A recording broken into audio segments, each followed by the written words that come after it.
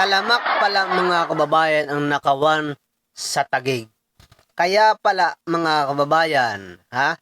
Ayon dito sa mga kababayan natin dyan sa BGC Taguig, ay kahit kumakain ka lang daw sa restaurant, nananakawang ka na. Ang tawag dyan, mga salisigang.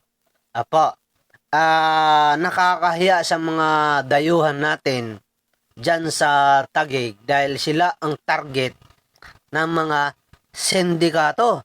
Kunyari may lalapit sa inyo, may magtatanong, may kasamang bata, yung bata ang dudukot sa'yo. Ngayon mga kababayan, ito pala ang dahilan kung bakit nagtalaga ang ating DILG at PNP Chief Marbel